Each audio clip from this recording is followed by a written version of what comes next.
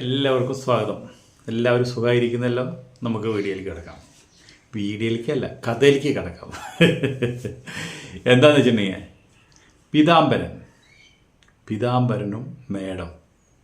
പിതാംബരനും madam തമ്മിൽ എങ്ങനെ അഭീത ബന്ധം തുടർന്നു, പിതാംബരൻ്റെ കുടുംബം എങ്ങനെ രക്ഷപ്പെട്ടു, ചെറുപ്പക്കാരനായ പിതാംബരന് കോടികൾ ലക്ഷങ്ങളിൻ്റെ ഉടമയായത് എങ്ങനെ, പിച്ചക്കാരനായിരുന്ന ആളാണ്. ആയിക്കോട്ടെ, നമുക്ക് ജാതകം നന്നായെങ്കിൽ അങ്ങനെയൊക്കെ സംഭവിക്കില്ലേ. നമുക്ക് വിഷയത്തിൽ കിടക്കാം. പിതാംബരൻ 2 ചേച്ചിമാർ, അതുപോലെ തന്നെ അച്ഛൻ അമ്മ, ഒരു കുഞ്ഞ് വീട്ടിൽ താമസം. പക്ഷേ ഇവൻ പഠിക്കാൻ നല്ല മിടുക്കനായതുകൊണ്ട് മൂപ്പര് IT പഠിച്ചത് പാസ്സായി, ജോലിയൊന്നുമില്ല. അതും മുഴുവനായിട്ട് പഠിക്കാൻ പറ്റിയില്ല. ഒരു 3 കൊല്ലം കഴിഞ്ഞ് മൂപ്പര് നിർത്തി. അപ്പോൾ എന്താ വെച്ചിട്ടുണ്ടെങ്കിൽ ജോലി എക്സ്പീരിയൻസ് ചോദിച്ചാൽ നമ്മളോടത്തും ജോലിയൊന്നും കിട്ടാനില്ല. അപ്പോൾ മൂപ്പര് എന്താണെന്ന് വെച്ചിട്ടുണ്ടെങ്കിൽ അച്ഛനെ കൃഷിപ്പണിയിൽ ഇങ്ങനെ സഹായിച്ചുകൊണ്ടിരിക്കും. 2 ചേച്ചിമാരെ കല്യാണം കഴിക്കണം. മൂപ്പരിങ്ങനെ സഹായിച്ചുകൊണ്ടിരുന്നു കഴിഞ്ഞാൽ കൃഷിപ്പണിയോടൊന്നും പൈസ കിട്ടി ചേച്ചിമാരെ കല്യാണം കഴിക്കാൻ പറ്റില്ല. അവന് കല്യാണം കഴിക്കണം. ഒരുപാട് ബുദ്ധിമുട്ടുകളൊക്കെ ഉണ്ട്. അപ്പോൾ അവൻ ഇങ്ങനെ ഓരോ സ്റ്റാർട്ടപ്പ് കമ്പനികളിലേക്ക് ഇങ്ങനെ ബയോഡേറ്റ അയച്ചുകൊണ്ടിരിക്കും. അപ്പോൾ ഏതെങ്കിലും കിട്ടുകയെന്നുവെച്ചിട്ടുണ്ടെങ്കിൽ നല്ല ശമ്പളം കിട്ടുകയെന്നുവെച്ചെങ്കിൽ കയറാലോ എന്നുള്ളൊരു ഉദ്ദേശം കൂടി ഉണ്ട്. ഇവൻ്റെ പഠിപ്പ് പൂർത്തിയാകാത്ത കാരണമാണ് ഒരു ചെല്ലുന്നിടത്തൊന്നും മൂപ്പര ഒരു ആൾക്കാർക്ക് കണ്ണിയെ പിടിക്കാണ്ടായത്. ആളൊരു സുന്ദരനാട്ടാ. അങ്ങനെ ഇരിക്കുന്ന സമയത്ത് പെട്ടെന്നൊരു കോള് വരണം. കോള് വരണമെന്ന് വെച്ചാൽ ഒരു സ്ത്രീയാണ് സംസാരിക്കുന്നത്. മേഡം പറഞ്ഞത് നിങ്ങളെ ഒരു ബയോഡേറ്റ എൻ്റെ കമ്പനിയിലേക്ക് കിട്ടിയിട്ടുണ്ടായിരുന്നു. അപ്പോൾ അതുകൊണ്ട് അർജൻറ്റായിട്ട് നിങ്ങൾ നാളെ ഈ പറയുന്ന സ്ഥലത്തേക്ക് വരണം, അവിടെ ഒരു ഇൻ്റർവ്യൂ ഉണ്ട് എന്ന് പറഞ്ഞു. വരാം മേഡം പറഞ്ഞു. അങ്ങനെ സമ്മതിച്ചു. പിറ്റേ ദിവസം മൂപ്പര് ആ പറഞ്ഞ സ്ഥലത്ത് ചെല്ലുമ്പോൾ അവിടെ വലിയ ഓഫീസോ ഒന്നുമല്ല, വലിയൊരു വീട്, ബംഗ്ലാവ്. അപ്പോൾ സംശയമായി, ഇതാണോ വീട്, അത് ഇതിൻ്റെ ഉള്ളിൽ ഓഫീസുണ്ടോ, ഇതിൻ്റെ ഉള്ളിലാണോ IT കമ്പനി പ്രവർത്തിക്കുന്നത് എന്നൊക്കെ അവന് സംശയമായി. അപ്പോൾ അങ്ങനെ മേഡത്തിനെ വിളിച്ചു. മേഡം, ഞാൻ ഈ പറഞ്ഞ സ്ഥലത്ത് ഞാനിവിടെ എത്തിയിട്ടുണ്ട്, പക്ഷേ ഇതിവിടെ വീടാണ്. അപ്പോൾ പറഞ്ഞു, ഞാനിന്ന് ഇത്തിരി ബിസിയാണ്, നിങ്ങൾ നാളെ ഇതേ സമയത്ത് വരൂ. ഇന്ന് ഞാൻ വേറെ അത്യാവശ്യമായിട്ട് കുറച്ച് പരിപാടികൾ എനിക്കുണ്ട്, അതുകൊണ്ടാണെന്ന് പറഞ്ഞു. ഓക്കെ മേഡം, ഞാൻ നാളെ വരാം, ഇതേ സമയത്ത് തന്നെ ഇവിടെ വരാട്ടാന്ന് പറഞ്ഞ് അവൻ പോയി. അപ്പോൾ പറഞ്ഞു, ഒരു പ്രതീക്ഷ ഉണ്ടായിരുന്നതാണ്, ഇനിയിപ്പോൾ അത് നാളേക്ക് മാറ്റി അത് നഷ്ടപ്പെടുമോ എന്ന് വിചാരിച്ചിട്ട് അവൻ അന്ന് രാത്രി ഉറങ്ങാൻ കഴിഞ്ഞില്ല. പിറ്റേ ദിവസം അതേ സമയത്തിന് ഒരു അരമണിക്കൂർ മുമ്പ് തന്നെ ആ വീണ്ടും എത്തിയിട്ട് ആ സമയമായപ്പോൾ മൂപ്പര് വിളിച്ചു. മേഡം, ഞാൻ പറഞ്ഞ സ്ഥലത്ത് എത്തിയിട്ടുണ്ട്, ഞാൻ എന്താ ചെയ്യേണ്ടത് മേഡം? നിങ്ങൾ ആൾ നല്ല കൃത്യനിഷ്ഠയുള്ള ആളാണല്ലോ, അത് ജോലിയിലും കാണിച്ചാൽ മതി. നിങ്ങൾ നേരെ ഒരു കാര്യം ചെയ്യും, അവിടെ ആ ഗേറ്റ് തുറന്ന് ഈ ഹാളിലേക്ക് വരൂ, ഞാനിവിടെ ഉണ്ട്, ഡോറ് ലോക്ക് ചെയ്തിട്ടില്ല, നേരിട്ട് കയറി വരാൻ പറ്റാന്ന് പറഞ്ഞു. സന്തോഷമായി. മൂപ്പര് വേഗം ഡോറൊക്കെ തുറന്നു നോക്കി, ഒരു വലിയൊരു ബംഗ്ലാവാണ്. അങ്ങനെ അകത്തേക്ക് ചെന്നപ്പോൾ ഡോർ ഇങ്ങനെ ചാരിയിട്ടുള്ളൂ. ഡോറ് പതുക്കെ തുറന്നു നോക്കിയപ്പോൾ ഒരു രാജകീയമായുള്ളൊരു കസേരയിൽ ഒരു അപാര സുന്ദരി, കാണാൻ നല്ല സ്റ്റൈലാണ്, നല്ലൊരു സുന്ദരി ഇരിക്കുന്നു. അവനെ കണ്ടുപിടിക്ക് ചെറിച്ചു. പിതാംബരൻ കമി എന്ന് പറഞ്ഞു. അപ്പോൾ അങ്ങനെ വേഗം ചെന്നു. ഇരിക്കും പിതാംബരൻ. അപ്പോൾ അതിൻ്റെ മുമ്പിൽ ഒരു സോഫയുടെ വലിയൊരു ചെയറുണ്ട്. ആ ചെയറിൽ ഇരിക്കാൻ നിൽക്കുമ്പോൾ പിന്നെ ആ ചെയറിലോട്ട് ഒരു ചിറ്റി ഇരിക്കുന്നു. അപ്പോൾ അവൻ ചിറ്റി എടുത്തു. മേഡം, ഈ ചിറ്റിയ അതവിടെ വെച്ചോളൂ. അപ്പോൾ അവ അത് അപ്പുറത്ത് മാറ്റി വെച്ചു. അവ അവിടെ ഇരുന്നു. പിതാംബരൻ്റെ ബയോഡേറ്റയൊക്കെ ഞാൻ കണ്ടു. എന്തുകൊണ്ട് പഠിപ്പ് പൂർണ്ണമാക്കിയില്ല? വീട്ടിലെ കഷ്ടപ്പാടാണ്, ഒരുപാട് ബുദ്ധിമുട്ടാണ്. 2 ചേച്ചിമാരെ കല്യാണം കഴിക്കണം, എനിക്ക് കല്യാണം കഴിക്കണം, അച്ഛൻ ഇപ്പോഴും കഷ്ടപ്പെടുകയാണ്. എനിക്ക് ജോലി കിട്ടിയിട്ട് വേണം അച്ഛൻ്റെ കഷ്ടപ്പാടൊക്കെ കുറച്ച് അച്ഛനെ വീട്ടിൽ റെസ്റ്റ് എടുത്ത് ഇരുത്താനായിട്ട്. എങ്ങനെയെങ്കിലും മേഡം എനിക്ക് ഈ ജോലി തരണം. ജോലിയൊക്കെ തരാം, പക്ഷെ അതിന് കുറച്ച് ഒരു ചോദ്യങ്ങളൊക്കെ ഉണ്ട്. നിങ്ങളെങ്ങനെ നിങ്ങളുടെ കരിയർ നിങ്ങളെങ്ങനെ കൊണ്ടുപോകുന്നത്, നിങ്ങൾക്ക് എന്തെല്ലാം ജോലികൾ അറിയാം, നിങ്ങളെങ്ങനെയാണ് ഇതിൻ്റെ കാര്യങ്ങൾ, നിങ്ങൾ പഠിപ്പ് ഇവിടെ പകുതി വെച്ച് അവസാനിപ്പിച്ചു, ഇപ്പോൾ നിങ്ങൾ എന്ത് ചെയ്യുന്നു, എന്തൊക്കെ ജോലികൾ നിങ്ങളുടെ ജീവിതത്തിൽ ചെയ്തിട്ടുണ്ട് ചോദിച്ചു. മേഡം, എൻ്റെ ജീവിതത്തിൽ ചെയ്യാത്ത ജോലിയൊന്നുമില്ല. മീൻ വിൽക്കാൻ പോയിട്ടുണ്ട്, കല്ലുടയ്ക്കാൻ പോയിട്ടുണ്ട്, സിമെൻറ്റ് ചോക്കാൻ പോയിട്ടുണ്ട്. ഇനി ഞാൻ ചെയ്യാത്ത പണിയൊന്നുമില്ല. ജീവിക്കണ്ടേ നമുക്ക്? അപ്പം നിങ്ങളൊരു കഠിന അധ്വാനിയാണല്ലേ? അതെ മേഡം, ഞാനൊരു വിദ്യാഭ്യാസം ഉണ്ടെന്ന് വിചാരിച്ചിട്ട് ഞാൻ വെറുതെ ഇരിക്കാറില്ല. എന്തെങ്കിലുമൊക്കെ ജോലി ചെയ്ത് ഞാൻ കിട്ടണ്ടേ എന്ന് വിചാരിച്ച് ഞാൻ എല്ലാ ജോലിക്കും പോകും, കിട്ടുന്ന ജോലിക്ക് പോകും എന്ന് പറഞ്ഞു. അപ്പോൾ നിങ്ങളൊരു കായികമായിട്ട് നിങ്ങൾക്ക് നല്ല കഴിവുള്ള വ്യക്തിയാണ്, അതുകൊണ്ട് നിങ്ങൾക്ക് 50% വിജയിച്ചു നിങ്ങൾ ഇൻ്റർവ്യൂവിൽ. ഇനി 50% ഉള്ളൂ. മാഡം ചോദിച്ചോ, ഞാൻ എന്ത് ചോദ്യത്തിന് ഞാൻ മറുപടി പറയാം, എനിക്ക് അറിയാവുന്ന എന്ത് കാര്യം ഞാൻ പറയും, മാഡം ചോദിച്ചോ. അപ്പം മാഡം അച്ഛനെ കാല് കയറ്റി വെച്ച് സാരി എടുത്ത് നല്ല സ്റ്റൈലിൽ മുടിയൊക്കെ ഫ്രണ്ടിലേക്ക് ഇട്ട് ഭയങ്കര സ്റ്റൈലായിരിക്കുന്നത്. അപ്പോൾ ഈ സാരിയുടെ ഇടയിൽ കൂടെ ഇങ്ങനെ ചെറിയ വയറിൻ്റെ ഭാഗം കാണാം, പൊക്കുള്ള ഭാഗം കാണാം, ഒക്കെ അങ്ങനെ അണിങ്ങിയിരിക്കുമ്പോൾ അതൊക്കെ വന്ന് നോക്കുന്നുണ്ട്.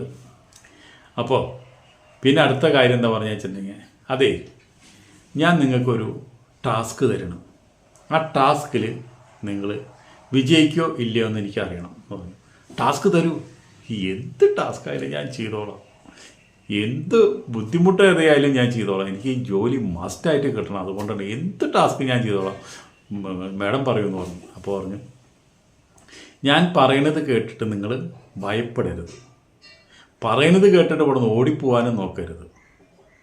ഞാൻ ഈ കാര്യം ഒരു രഹസ്യം നിങ്ങളോട് പറയണം, ആ രഹസ്യം നിങ്ങൾ ചെയ്യണം.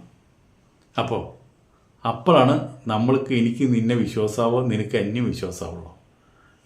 അപ്പോൾ മാഡം പറയും, മാഡം എന്ത് രഹസ്യമായാലും എൻ്റെ അടുത്ത് പറഞ്ഞു, എൻ്റെ അടുത്തൊന്നും ഒരു വഴിക്കും ചോർന്ന് പോവില്ല, രഹസ്യം സൂക്ഷിക്കാനുള്ള ഒരു കലവറ തന്നെയാണ് എൻ്റെ ഹൃദയം, അതുകൊണ്ട് മാഡം പറഞ്ഞു. അപ്പോൾ പറഞ്ഞു, അതെ ഞാൻ എൻ്റെ ഭർത്താവിനെ കൊന്നു, തല്ലി കൊന്നു, ആ ചിറ്റി കൊണ്ട് ഞാൻ തലയ്ക്ക് അടിച്ച് കൊന്നു. ഇന്നലെ കൊന്നത്, ഇന്നലെ കൊന്നിട്ട് ഞാനത് ഫ്രിഡ്ജിൽ വെച്ചിട്ടുണ്ട്. എനിക്ക് ആ ശരീരം ഒന്ന് ഡിസ്പോസ് ചെയ്യണം, കൊണ്ട് കളയണം. ഇയാളെ കൊന്നതുകൊണ്ട് ഞാൻ ചപ്പാത്തി പരത്താനോ ഈ ഒരു ജയിലിൽ ചപ്പാത്തി പരത്താനോ ചിക്കൻ കറി വയ്ക്കാനോ പോകാൻ എനിക്ക് പറ്റില്ല. ഇത് ഒരാൾ പിടിക്കാത്ത രീതിയിൽ ഇത് ഡിസ്പോസ് ചെയ്യണം, അതിന് നീ എന്നെ സഹായിക്കണം. ഇതൊക്കെ കേട്ടോട് കൂടിയിട്ട് മൂപ്പരെ ശരീരത്തിൻ്റെ ഉള്ളിൽ കൂടെ ഒരു വെള്ളിടി വെട്ടി. എന്തായി മാഡം പറയണത്, തമാശ പറയണം, എന്നെ പ്രാങ്കാക്കാണോ? എനിക്കിതിൽ പ്രാങ്കാക്കേണ്ട കാര്യമില്ല. നിനക്ക് ആ ഫ്രിഡ്ജിൽ ഇരിക്കുന്നത് നിനക്ക് വേണമെങ്കിൽ പോയി തുറന്നു നോക്കിയിട്ട് നീ ആ സത്യം നിനക്ക് മനസ്സിലാക്കാമല്ലോ. മാഡം വെറുതെ പറയാം. അപ്പോൾ തന്നെ നീ ഫ്രിഡ്ജ് പോയി തുറക്കുമെന്ന് പറഞ്ഞു.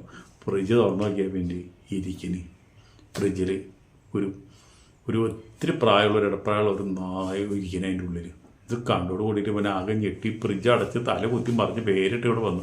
മാഡം എനിക്ക് നിങ്ങളുടെ ജോലി വേണ്ട, നിങ്ങളുടെ കൂലി വേണ്ട, എനിക്ക് ഈ കൊലപാതകത്തിൽ പങ്കുമില്ല, ഞാൻ പോകണം. ഞാൻ എന്തെങ്കിലും ചെയ്ത് വല്ല കരിങ്കല്ലും അടച്ചാലും ഞാൻ ജീവിച്ചോളാം. കാത്തിരുന്ന് കിട്ടിയ ഒരു ജോലിയെ ഇതുകൊണ്ട് കളയാനായിട്ട് എന്തിനാ അത് മാഡം ആ മനുഷ്യനെ തല്ലി പോകുന്നത്? നിങ്ങളുടെ ഭർത്താവെന്നല്ല പറഞ്ഞത്, എന്താ അതിൻ്റെ ആവശ്യം ഉണ്ടായിരുന്നത്? ഞാൻ പോകണിട്ടാ, എന്നെ വിട്, എനിക്ക് ഈ പണി പറ്റില്ല, എത്ര കാശ് തന്നാലും എനിക്ക് ഈ ജോലി വേണ്ട, ഞാൻ പോകണിട്ടാണ്. അന്നേരം തിരിഞ്ഞു പോവുക. അപ്പം മാഡം ചെറിച്ചിട്ട് പറഞ്ഞു, പി പിന്നെ പീതാംബരൻ എന്ന് പറഞ്ഞൊരു പേര്, പീതാംബരൻ. അപ്പോൾ പിന്നെ പി എന്ന് വിളിക്കുന്നത്. പി നീ ഒരു കാര്യം മനസ്സിലാക്കിക്കോ, ഞാൻ ആ ചിറ്റിയോണ്ടാണ് എൻ്റെ ഭർത്താവിനെ തല്ലി കൊന്നത്. ആ ചിറ്റിയെ ഞാൻ തല്ലി കൊല്ലാൻ ഉപയോഗിച്ചപ്പോൾ ഞാൻ ഗ്ലൗസ് ഉപയോഗിച്ചത്. അപ്പോൾ അതുകൊണ്ട് എൻ്റെ ഫിംഗർ പ്രിൻ്റ് അതിലില്ല. ഇവിടെ ഫോറൻസി വരുമ്പോൾ ആ ചിറ്റിയാരെ പിടിയുമ്പോൾ നിൻ്റെ ഫിംഗർ പ്രിൻ്റാണ് ഉള്ളത്. അപ്പോൾ നീ ഈ കൊലയ്ക്ക് കൂട്ടു നിന്നു. പിന്നെ ഇവിടുത്തെ CCTV ദൃശ്യങ്ങളുണ്ട് നീ ഇവിടെ വന്നത്. ഇന്നലെ നീ ഇതേ സമയത്തിന് എൻ്റെ ഭർത്താവ് മരിച്ചത്, അപ്പം നീ വന്നതിൻ്റെ തെളിവുണ്ട്. അതുപോലെ തന്നെ നിൻ്റെ മൊബൈൽ ടവർ ചെക്ക് ചെയ്യുമ്പോൾ നിൻ്റെ മൊബൈൽ ടവർ ഈ വീട്ടിലാണെന്നുള്ളത് മനസ്സിലാവും. അപ്പോൾ ഈ കൊലപാതകത്തിൽ നീ ഇത് ഡിസ്പോസ് ചെയ്യാൻ കൂട്ടു നിന്നില്ലെങ്കിലും നീ കൊലപാതകത്തിലെ പ്രതിയാണ്, നീയാണ് ഒന്നാം പ്രതി. ഇനി നീ പോയിക്കോളൂ, എൻ്റെ വീട്ടിലേക്ക് വന്നോളും, പോലീസ് നിൻ്റെ വീട്ടിലേക്ക് വന്നോളും. ഇത് കണ്ടോടി പിന്നെ ആകെ ഉള്ള ഗ്യാസൊക്കെ പോയി. മാഡം എന്തിനാണ് എന്നെ ഇങ്ങനെ ചതിക്കുന്നത്, എന്തിനാണ് എന്നെ വഞ്ചിക്കുന്നത്? എനിക്കതിൽ ഒരു പങ്കുമില്ലല്ലോ. നിങ്ങളുടെ ഭർത്താവിനെ നിങ്ങൾ കൊന്നു, നിങ്ങൾ കൊല്ലേ തിന്നേ കുഴിച്ചിടേ എന്തെങ്കിലും ആയിരിക്കോ? ഞാനതൊന്നും കണ്ടിട്ടുമില്ല, ആരോടൊട്ട് പറയൂല്ല മാഡം. അതൊന്നും എനിക്ക് വിശ്വാസമല്ല. നീ എന്നെ രക്ഷിക്കണം, എന്നെ ഇതിന്ന് സഹായിക്കണം, ഇത്ര മാത്രമല്ല നിന്നോട് പറഞ്ഞുള്ളൂ. ഇത് സഹായിച്ചാൽ തന്നെ നീ എൻ്റെ കമ്പനിയിലത്തെ ജോലിക്കാരനാണ്, നീ പറയണതാണ് നിൻ്റെ ശമ്പളം, ഞാൻ പറയണതല്ല. നീ പറയണത് ശമ്പളം. പിന്നെ നിനക്ക് എന്ത് ആവശ്യമുണ്ടോ അതൊക്കെ ഞാൻ തരും. നിനക്ക് എന്നെ തന്നെ വേണോ ഞാൻ തരും. നിന്നെ എനിക്ക് ഇഷ്ടമാണ് പി എന്ന് പറഞ്ഞു. അപ്പോൾ പറഞ്ഞു, മാഡം ഇതിപ്പോൾ നമ്മൾ എന്താ ചെയ്യുക? ഇപ്പം എന്തായാലും ഞാനും കുടുങ്ങി, എനിക്കിനി ഇവിടുന്ന് പോയാലും രക്ഷയില്ല. അപ്പോൾ അതിലും ഭേദം മാഡത്തിൻ്റെ കൂടെ നിൽക്കല്ലേ നല്ലത്. പിന്നെ എൻ്റെ 2 ചേച്ചിമാരെ കല്യാണം കഴിക്കാണ്ട്, കാശിന് ഒരുപാട് ബുദ്ധിമുട്ടുണ്ട്. അപ്പോൾ ഇങ്ങനൊരു അവസരം ചിലപ്പോൾ ദൈവം തന്നതാവാം, ചിലപ്പോൾ ജയിലിൽ പോകാനാവാം, ചിലപ്പോൾ നല്ല നിലയിൽ ജീവിക്കാനാവാം. എന്തായാലും ഞാൻ തീരുമാനം എടുത്തു, മേഡത്തിൻ്റെ കൂടെ നിൽക്കാം. നമ്മളിപ്പോൾ എന്ത് ചെയ്യുക അതിന്? ഈ ശരീരം എവിടെ കൊണ്ട് ഒഴുക്കും? എനിക്ക് വേണമെങ്കിൽ നിന്നെ അറിയാണ്ട് നൂറ് കാര്യങ്ങൾ ചെയ്യാം. അത് വേണമെങ്കിൽ വെട്ടി നുറുക്കി സൂക്കേഴ്സിലാക്കിയിട്ട് വല്ല കുളത്തിൽ കൊണ്ടുകളയാം, കായലിൽ കൊണ്ടുകളയാം, കടലിൽ കൊണ്ടുകളയാം, അല്ലെങ്കിൽ എവിടെയെങ്കിലും കൊണ്ടുപോയി കുഴിച്ചിടാം, പലതും ചെയ്യാം. അല്ലെങ്കിൽ ഇവിടുത്തെ സെഫ്റ്റി ടാങ്കിലിടാം. പക്ഷെ അന്നൊന്നും ചെയ്ത് കഴിഞ്ഞാൽ എനിക്ക് മനസ്സമാധാനമായിട്ട് ഉറങ്ങാൻ പറ്റില്ല. ഇന്നല്ലെങ്കിൽ നാളെ പിടിക്കപ്പെടുമോ, ഈ ബോഡി കിട്ടി കഴിഞ്ഞാൽ പിടിക്കപ്പെടുമോ എന്നുള്ള ഭയം എനിക്ക് എൻ്റെ മനസ്സിലുണ്ട്. അതുകൊണ്ടാണ് ബുദ്ധിപരമായിട്ട് പോലീസുകാർ ചിന്തിച്ച് അവസാനിക്കുന്നിടത്ത് നിന്ന് നമ്മൾ ചിന്തിച്ച് തുടങ്ങണം. അതാണ് ഞാൻ നിന്നെ വിളിച്ചത്. നീയും വിദ്യാഭ്യാസമുള്ള ആൾ, ഞാനും വിദ്യാഭ്യാസമുള്ള ആളാണ്. അപ്പോൾ ഞാനൊരു സ്റ്റാർട്ടപ്പ് കമ്പനി നടത്തുന്നു. അപ്പോൾ അതുകൊണ്ട് നമ്മൾ ഉയർന്ന് ചിന്തിക്കണം. ഉയർന്ന് ചിന്തിച്ചാലും നമുക്ക് ഈ കൊലപാതകത്തിൽ നമുക്ക് രക്ഷപ്പെടാൻ പറ്റുള്ളൂ. അപ്പോൾ എങ്ങനെ ഉയർന്ന് ചിന്തിക്കണം മാഡം? എന്തിനിപ്പോൾ ഈ ഭർത്താവിനെ കൊന്നേ? ആ കഥ ഞാനൊന്ന് കേൾക്കട്ടെ.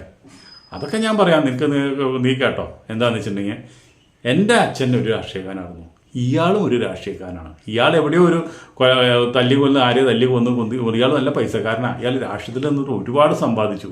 ഇയാൾക്ക് മൂന്നാറിൽ 10-60 ഏക്കർ എസ്റ്റേറ്റൊക്കെ ഉണ്ട്. ഈ സ്റ്റാർട്ടപ്പ് കമ്പനി ഉണ്ട്. സ്റ്റാർട്ടപ്പ് കമ്പനി എനിക്ക് വേണ്ടി തുടങ്ങിയതാണ്. അപ്പോൾ അതുകൊണ്ട് ഞാനിത് പഠിച്ച കാരണം എനിക്ക് വേണ്ടി തുടങ്ങി. ഇയാൾക്കാന്ന് വെച്ചിട്ടുണ്ടെങ്കിൽ പല പെണ്ണുങ്ങളായിട്ടും പല ബന്ധങ്ങളാണ്. എന്നെയും സംശയമാണ്. ഇയാളെ കൊണ്ട് തോറ്റു.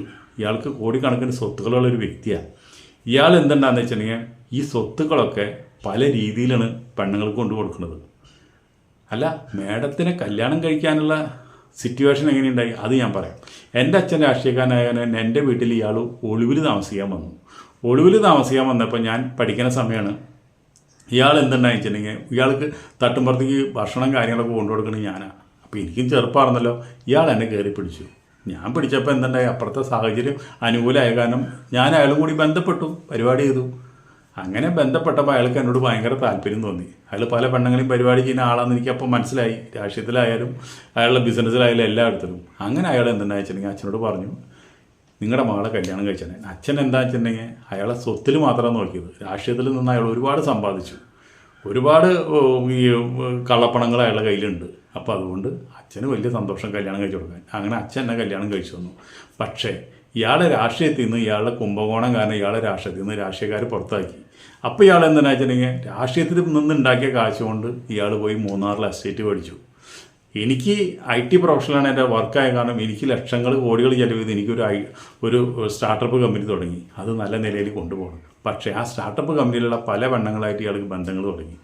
പിന്നെ കുട്ടികളില്ല, അതൊരു ഭാഗ്യം. പക്ഷേ ഇയാളെ തല്ലി കൊല്ലാണ്ട് എനിക്ക് ജീവിക്കാൻ പറ്റില്ല. ഈ സ്വത്തൊക്കെ എൻ്റെ പേരിലാവണമെങ്കിൽ ഇയാളെ തല്ലി കൊല്ലണം. ഇയാളെ കൊല്ലാൻ ഒരു താപ്പ് നോക്കി നടക്കാറുണ്ട്. അങ്ങനെയാണ് ഇന്നലെ ബൈ ചാൻസിൽ ഒരു വഴക്കുണ്ടായതാണ്. ആ വഴക്കിനിടയിൽ ഞാൻ പെട്ടെന്ന് എടുത്തടിച്ചു, അയാൾ മരിച്ചു. അത് കരുതി കൂട്ടിയിട്ട് ഇയാളെ മരണം അനിവാര്യമാണ്. പക്ഷേ ഇയാളൊരു കൊന്നു എന്ന് പറഞ്ഞുകൊണ്ട് ഇയാളെ എനിക്ക് ജയിലിൽ പോകാൻ പറ്റില്ല. അവിടെയാണ് എനിക്ക് ഇതിൻ്റെ സഹായം വേണ്ടതെന്ന് പറഞ്ഞു. അപ്പം പറഞ്ഞു കഥ ഗംഭീരമായിട്ടുണ്ട്. അപ്പോൾ നമുക്കിനി ഈ ബോഡി ഒന്ന് മാറ്റണം അല്ലേ? അപ്പോൾ ഈ മേഡം പറഞ്ഞ പോലെ ഇങ്ങനെയുള്ള സ്ഥലങ്ങളിലൊന്നും ഇത് പറ്റില്ല. പിന്നെ എവിടെ നമ്മളിത് കൊണ്ട് കളയും? അപ്പോൾ ഓൻ പറയാം, അത് നമുക്കൊരു കാര്യം ചെയ്യാം. എവിടെയെങ്കിലും വല്ല പോലീസ് സ്റ്റേഷൻ പണിയുണ്ടെങ്കിൽ അവിടെ കൊണ്ട് ഇട്ടിട്ട് അതിൻ്റെ മുകളിൽ പോലീസ് സ്റ്റേഷൻ പണിതോട്ടെ. നീ നല്ല രീതിയിൽ ചിന്തിക്കടാ. നീ പോലീസ് സ്റ്റേഷനിൽ കൊണ്ട് ഡെഡ് ബോഡി ഇട്ട് കഴിഞ്ഞാൽ ആ ഒരു ശരീരം കൊണ്ട് നമ്മൾ എത്ര താഴ്ച കുഴിച്ചിട്ട് കഴിഞ്ഞാലും നമ്മുടെ മുകളിൽ അതിനനുസരിച്ച് മെഷീനുകളുണ്ട്. അത് വെച്ച് കഴിഞ്ഞാൽ ഇവിടെ ശരീരമുണ്ട് അല്ലെങ്കിൽ അവിടെ അസ്ഥികൂടം ഉണ്ടെന്നൊക്കെ കണ്ടുപിടിക്കാനുള്ള ഒരുപാട് ഉപകരണങ്ങൾ നമ്മുടെ പോലീസിൻ്റെ കയ്യിലുണ്ട്. ഈ പോലീസ് സ്റ്റേഷനിൽ ഇപ്പോൾ ആ ദൃശ്യം തന്നെ അന്ന് അവർക്ക് ആ പോലീസ് സ്റ്റേഷൻ പൊളിക്കേണ്ട കാര്യമില്ല. അവർക്ക് അങ്ങനെ ഒരു മെഷീൻ കൊണ്ടുവച്ച് കഴിഞ്ഞാൽ അവർക്ക് അറിയാം, അതിൻ്റെ ഉള്ളിൽ മൃതദേഹം ഉണ്ടെങ്കിൽ അവർക്ക് അറിയാവുന്നതാണ്. പക്ഷേ അതൊന്നും സിനിമയാണല്ലോ, കഥയാണല്ലോ, നമുക്ക് പറയാൻ പറ്റില്ല. അതുകൊണ്ട് പോലീസ് സ്റ്റേഷൻ അടിയിലൊന്നും കൊണ്ട് കുഴിച്ചിടാൻ പറ്റില്ല. പോലീസ് സ്റ്റേഷൻ പുതിയത് പലയിടത്തും പണിയുന്നുണ്ടാവും, നമുക്ക് ഗൂഗിളിൽ സെർച്ച് ചെയ്താൽ അറിയാം. പക്ഷെ അതൊന്നും വേണ്ട. അതൊക്കെ ഇന്നല്ലെങ്കിൽ നാളെ നമ്മൾ പിടിക്കപ്പെടും. അല്ലാണ്ട് ചിന്തിക്കുക. അപ്പോൾ മേഡം എന്താ ഉദ്ദേശിക്കുന്നത്? എൻ്റെ മനസ്സിലൊന്നും വരുന്നില്ല. മേഡം എന്താ ഉദ്ദേശിക്കുന്നത് ഞാൻ തുറന്ന് പറഞ്ഞാൽ എനിക്ക് കാര്യങ്ങൾ അറിയാൻ പറ്റുള്ളൂ. എൻ്റെ കണക്കൂട്ടലിൽ നീ ആളെ തന്നെ ഇവിടെ സകല സ്ഥലങ്ങളിലും ഗൂഗിളിൽ സെർച്ച് ചെയ്തിട്ട് കംപ്ലീറ്റ് സ്ഥലങ്ങളിൽ നീ ചെല്ലുക. എന്താണെന്ന് വെച്ചിട്ടുണ്ടെങ്കിൽ പല സ്ഥലങ്ങളിലും അമ്പലം പുനരുദ്ധാരണം നടക്കുന്നുണ്ട്. അമ്പലങ്ങൾ പൊളിച്ച് ആ വിഗ്രഹത്തിനെ ഒരു ചെറിയ അമ്പലത്തിലേക്ക് മാറ്റി അവിടെ വേറെ വലിയ അമ്പലം പണിത് അവിടേക്ക് പ്രതിഷ്ഠ ചെയ്യുന്നത്. അങ്ങനെ നടക്കുന്ന അമ്പലത്തിൽ കൊണ്ടുവന്ന് ആ പ്രതിഷ്ഠയുടെ ചുവട്ടിലായിരിക്കണം നമ്മൾ ഈ ഡെഡ് ബോഡി കൊണ്ട് കുഴിച്ചിടേണ്ടത്. കുറച്ച് ബുദ്ധിമുട്ടുള്ള കാര്യമാണ്. അവിടുത്തെ പരിസരം നോക്കണം, അവിടുത്തെ കാര്യങ്ങൾ നോക്കണം, എല്ലാ കാര്യങ്ങളും നോക്കിയിട്ട് വേണം അവിടെ കൊണ്ടു ചെല്ലാനും കുഴിച്ചിടാനും. അങ്ങനെ ഒരു സ്ഥലം കിട്ടി അവിടെ കുഴിച്ചിട്ടാൽ നമ്മൾ സേഫാണ് എന്ന് പറയും. അപ്പോൾ എവിടെയാണ് ഇപ്പോൾ ഈ അമ്പലം പുനരുദ്ധാരണം നടക്കുന്നത്? അപ്പോൾ ഗൂഗിളിൽ സെർച്ച് ചെയ്തിട്ട് പറഞ്ഞു നെല്ലിമറ്റം എന്ന് പറഞ്ഞ സ്ഥലത്ത് ഒരു അമ്പലം പുനരുദ്ധാരണം നടക്കുന്നുണ്ട്. അവിടെ കൊണ്ടുപോയി നീ അവിടെ ചെന്ന് സിറ്റുവേഷൻ നോക്കി നമുക്ക് ഇവിടുന്ന് കൊണ്ടുപോയിട്ട് കുഴിച്ചിടാം. ശരി, ഇവൻ അങ്ങനെ അവിടെ നിന്ന് പോയി ഈ അമ്പലത്തിൻ്റെ സെറ്റപ്പും കാര്യങ്ങളൊക്കെ കണ്ടു. അവിടെ രാത്രി ആയി കഴിഞ്ഞാൽ 5 മണിക്കിന് അവിടെ പൂജാരി വരുള്ളൂ. ബാക്കിയൊക്കെ വളരെ സൈലൻ്റാണ്. നല്ല ഒരു ഹിൽ ഏരിയയാണ്. അതുപോലെ തന്നെ ടൂറിസ്റ്റ് പ്ലേസൊക്കെ അതിൻ്റെ അടുത്തുണ്ട്. അപ്പോൾ അതൊക്കെ കണ്ടോട് കൂടിയിട്ട് ഇവൻ ഇവിടെ തീരുമാനിച്ചു. അങ്ങനെ രാത്രി അവർ ഫ്രിഡ്ജിൽ നിന്ന് ഈ ശരീരം എടുത്ത് കാറിൽ കയറ്റിയിട്ട് പോകാൻ നിൽക്കുന്ന നേരത്ത് പറഞ്ഞു നീ തന്നെ പോകണം. അപ്പോൾ പറഞ്ഞു എനിക്ക് ഡ്രൈവിംഗ് അറിയില്ല, മേഡം എന്തായാലും വരണം എന്ന് പറഞ്ഞു. ശരി എന്ന് പറഞ്ഞ് 2 പേരും കൂടി പോയി അവിടെ അമ്പലം പണിയിനോടത്ത് അസ്ഥിവാരം കോരി നിൽക്കുന്ന സമയത്ത് അവിടെ നിന്ന് ഇവർ ഈ മൃതദേഹം അവിടെ കൊണ്ടുപോയി കുഴിച്ചിട്ട് എല്ലാ സെറ്റപ്പും ചെയ്ത് അവർ അവിടെ നിന്ന് പോന്നു. എന്നിട്ട് പറഞ്ഞു ഇനി നീ അവിടെ ഇടയ്ക്കിടയ്ക്ക് ചെന്ന് നോക്കിക്കൊണ്ടിരിക്കണം. അവിടുത്തെ പണി എങ്ങനെ, അമ്പലത്തിലെ പണി എങ്ങനെ നടക്കണോ കാര്യങ്ങളൊക്കെ നോക്കിക്കൊണ്ടിരിക്കണം. അതുപോലെ തന്നെ എൻ്റെ ഹസ്ബൻഡിനെ മിസ്സിങ് ആണെന്ന് പറഞ്ഞുകൊണ്ട് ഞാനൊരു പരാതി പോലീസ് സ്റ്റേഷനിൽ കൊടുക്കും. അപ്പോൾ ആ പരാതി അന്വേഷിക്കാൻ അയാൾ ചെറിയ രാഷ്ട്രീയത്തിൽ ഒരുപാട് പിടിപാടുള്ളതാണ്. അയാളെ ചേട്ടനനിയന്മാർക്കൊക്കെ ഈ സ്വത്തിൽ ഭയങ്കര നോട്ടമുണ്ട്. അപ്പോൾ അതുകൊണ്ട് അവർ ഏതറ്റം വരെയും പോകും. ചിലപ്പോൾ ഞാനാണ് ഇതിൻ്റെ പിന്നിൽ, ഇവളാണ് ഈ മരണത്തിന് ഉത്തരവാദി എന്ന് പറഞ്ഞുകൊണ്ട് ചിലപ്പോൾ കേസിനും പോവാം. അതുപോലെ തന്നെ പല പ്രശ്നങ്ങളും ഉണ്ടാവും. അതിനൊക്കെ നമുക്ക് തരണം ചെയ്യാനായിട്ട് എന്ത് വേണം? ഇദ്ദേഹത്തിൻ്റെ മൊബൈൽ എന്തെന്ന് വെച്ചിട്ടുണ്ടെങ്കിൽ ഇയാൾ ഈ മൊബൈലും കൊണ്ട് നീ ഒരു യാത്ര പോകണം. അപ്പോൾ ആ യാത്ര പോകുമ്പോൾ നീ ആദ്യം ടൂറിസ്റ്റ് പ്ലേസിൽ ആദ്യം പോവുക. ഡൽഹിക്ക് പോവുക. ഡൽഹിയിൽ നിന്ന് നമ്മുടെ താജ്മഹൽ കാണാൻ പോവുക. അങ്ങനെ നീ ലാസ്റ്റ് വാരണാസിയിൽ ചെല്ലുക. അപ്പോൾ ഇവിടെ ഒരു സ്ഥലത്ത് പോലും നീ ഓരോ സ്ഥലങ്ങളിൽ ചെല്ലുമ്പോഴും നീ എന്നെ വിളിക്കുമ്പോൾ CCTV ദൃശ്യങ്ങൾ കിട്ടുന്നിടത്തൊന്ന് വിളിക്കരുത്. ഏതെങ്കിലും വല്ല CCTV ഇല്ലാത്തടത്തൊന്ന് വിളിച്ച് എന്നോട് സംസാരിക്കുക. 10 മിനിറ്റ് 15 മിനിറ്റ് ഒക്കെ എന്നോട് സംസാരിക്കുക. അത് കഴിഞ്ഞ് ഇതിൻ്റെ ഉള്ളിൽ 2-3 സ്ത്രീകളുടെ നമ്പറുണ്ട്. ആ നമ്പറിലേക്ക് നീ വിളിക്കുക.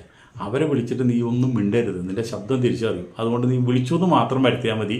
അവർക്ക് മെസ്സേജ് ഇടുക, അത്രമാത്രം. എന്താ വെച്ചിട്ടുണ്ടെങ്കിൽ ഞാനൊരു യാത്ര പോകണം, ഇനി എന്നെ തിരിഞ്ഞ് നോക്കണ്ട, ആ യാത്രയിൽ ഞാൻ വാരണാസിയിൽ പോയിട്ട് ഞാൻ സന്യാസിയായിട്ട് അവിടെ ഇരിക്കാനാണ് പോണത്, എന്നെ ആരും നോക്കണ്ട, ജീവിതം എനിക്ക് മടുത്തു എന്ന് പറഞ്ഞുകൊണ്ട് ഈ 3 സ്ത്രീകൾക്ക് നീ മെസ്സേജ് ഇടുക. അപ്പോൾ ഇത്രയും കാര്യങ്ങൾ ചെയ്ത് കഴിഞ്ഞിട്ട് നീ ഒരു ഹോട്ടലിൽ പോലും താമസിക്കരുത് ഈ ഫോണും കൈ പിടിച്ച്. അങ്ങനെ ഹോട്ടലിൽ താമസിക്കാൻ വെച്ചാൽ ഫോൺ ഓഫ് ചെയ്തിട്ട് താമസിക്കുക. നമ്മുടെ പോലീസല്ലേ, അവർ കുറച്ച് വിനോദസഞ്ചാര സ്ഥലങ്ങളൊക്കെ നമ്മുടെ ഗവൺമെൻറ്റിൻ്റെ ചിലവിൽ പോയി കാണട്ടെ. അവരൊരു ടീമിനെ അതിലെന്തായാലും പോലീസ് നിയോഗിക്കും. അപ്പോൾ അവർ പോയി ഡൽഹി കാണട്ടെ, വാരണാസി കാണട്ടെ, അവർ പോയിട്ട് താജ്മഹൽ കാണട്ടെ. എല്ലാ ടൂറിസ്റ്റ് പ്ലേസും നമ്മൾ കുറേ ടാക്സ് കൊടുക്കണമല്ലേ, ആ കാശ് കൊണ്ട് അവർ പോയി ചുറ്റി സഞ്ചരിച്ച് വരട്ടെ. അവർക്കിപ്പോൾ മൊബൈലിൻ്റെ പിന്നാലെ പോകാനല്ലേ പറ്റുള്ളൂ, CCTV പിന്നാലെ പോകാനല്ലേ പറ്റുള്ളൂ. വേറെ കേസ് അന്വേഷിക്കാൻ ഇപ്പോൾ ഒരു പോലീസുകാർക്കും മൂള കാണാനല്ലേ ഉള്ളൂ, എല്ലാം ഇതിൻ്റെ പിന്നാലെയല്ലേ നടക്കുന്നത്. അപ്പോൾ അത് നടക്കട്ടെടാ, അതിപ്പോൾ നിനക്കെന്താ കുഴപ്പം?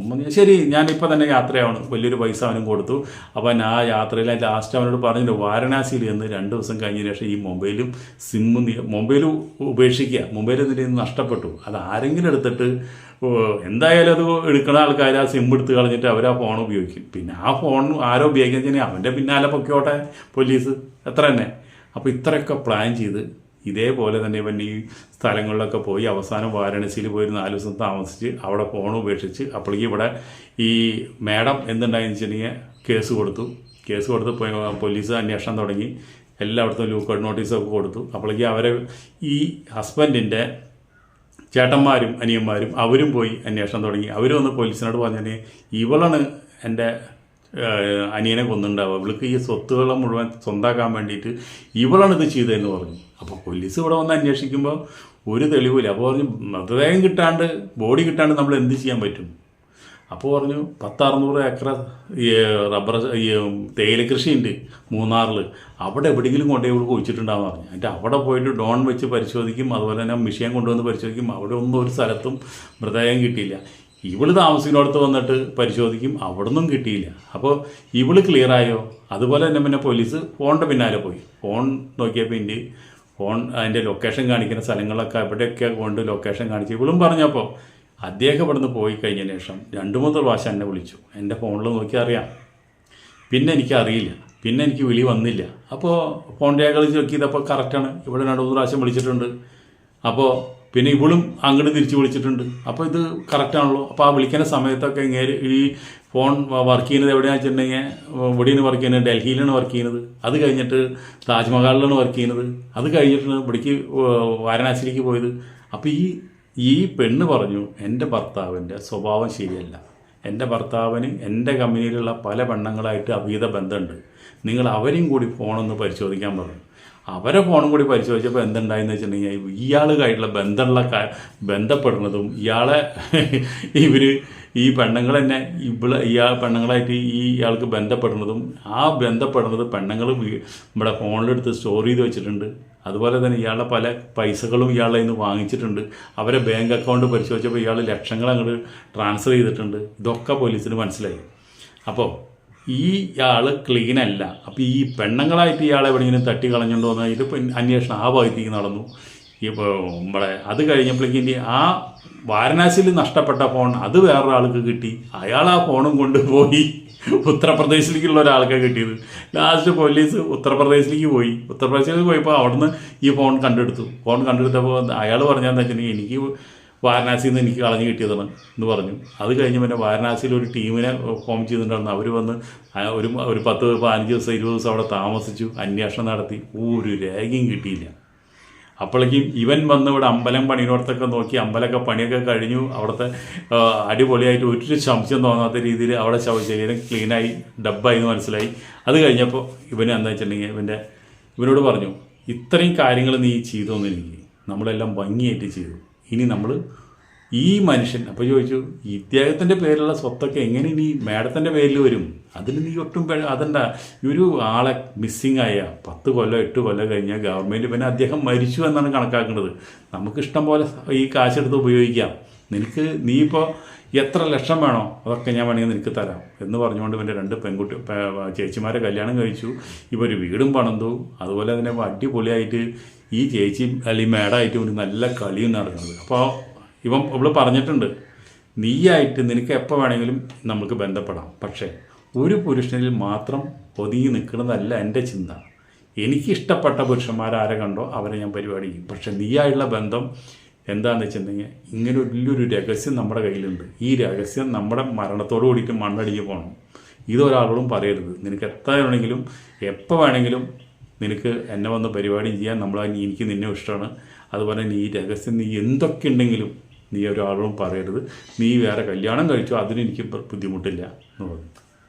അപ്പോൾ ആലോചിച്ചു, എന്തെങ്കിലും പ്രശ്നം പറഞ്ഞു കഴിഞ്ഞ് കഴിഞ്ഞാൽ ഇതേപോലെ തന്നെ ചിറ്റിയെടുത്ത് എൻ്റെയും തലകല്ലി പൊളിച്ചിട്ട് ഇവിടെ എവിടെയെങ്കിലും വേറെ ആളും പിടിച്ചിട്ട് അവൾ കൊണ്ടുവന്ന് തട്ടി കളയും. അപ്പോൾ അതിലും ഭേദം ഇവിടെ കയ്യിൽ നിന്ന് കിട്ടുന്നത് മുതലാക്കുക, ആവുന്നത്ര അവളെ സുഖിക്കുക. അത്ര നല്ലൊരു സുന്ദരിയാണെന്നല്ലോ.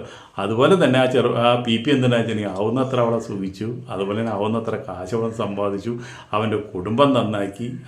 നല്ല വീട് വെച്ചു. അവൻ നല്ല കല്യാണം കഴിച്ചു ഇപ്പോൾ അടിപൊളിയായിട്ട് ജീവിക്കുന്നത്. ഇങ്ങനെയുള്ളൊരു വിഷയെ ഇന്നവരെ ഒരു മനുഷ്യൻ പോലും അറിഞ്ഞിട്ടില്ല. അതാണ് പിൻബുദ്ധി എന്ന് പറയും. പക്ഷെ ചില കാര്യങ്ങൾ പെൺബുദ്ധി മുൻബുദ്ധിയാണ്. അതാണ് നമ്മൾ ഈ മാഡത്തിൻ്റെ ഈ സംഭവത്തിൽ നിന്നും പറഞ്ഞത്. അപ്പോൾ ഈ കഥ ഇങ്ങനെ നടന്നു പോട്ടെ. ഇങ്ങനെ എന്തെല്ലാം അറിയപ്പെടാത്ത എന്തെല്ലാം രഹസ്യങ്ങൾ നമ്മുടെ ജീവിതത്തിൽ ഇവിടെ സമൂഹത്തിൽ നടക്കുന്നു. ഇപ്പോഴും സുകുമാരക്കുറുപ്പിനെ നമുക്ക് പിടികിട്ടിയിട്ടില്ല. അതുപോലെ തന്നെ ഇദ്ദേഹം ഈ മാഡത്തിൻ്റെ ഭർത്താവും ഒരു പോക്ക് പോയി അങ്ങോട്ട്. കുറേ കഴിയുമ്പോൾ പോലീസ് ആ ഫയലും മടക്കി വയ്ക്കും. ഇതിൻ്റെ പിന്നാലെ പോകാൻ മാത്രമല്ല, അതിൻ്റെ ഇടയിൽ ഒരു 100 ആളെ കാണാനില്ല എന്ന് പറഞ്ഞ് പരാതി വേറെ വരണം. അപ്പോൾ അവർക്ക് അതിൻ്റെ പിന്നാലെ പോകണം. അപ്പോൾ ഇത് അടഞ്ഞ അധ്യായമായി. 10 കൊല്ലം കഴിഞ്ഞോടുകൂടിയിട്ട് ഈ സ്വത്ത് മുഴുവൻ മാഡത്തിന് സ്വന്തം. മാഡത്തിൻ്റെ പാർട്ട്ണറായ നമ്മുടെ PP സ്വന്തം. PP-യും മാഡം തമ്മിൽ അത്രയധികം ബന്ധപ്പെട്ടുകൊണ്ടിരിക്കുന്ന ആ ജീവിതം അങ്ങനെയാണ് പോട്ടെ അല്ലേ. നമുക്ക് അടുത്ത വീഡിയോയിൽ നമുക്ക് വീണ്ടും കാണാം. അതുവരെ നിങ്ങൾക്ക് എല്ലാവർക്കും നന്ദി, നമസ്കാരം, ബൈ.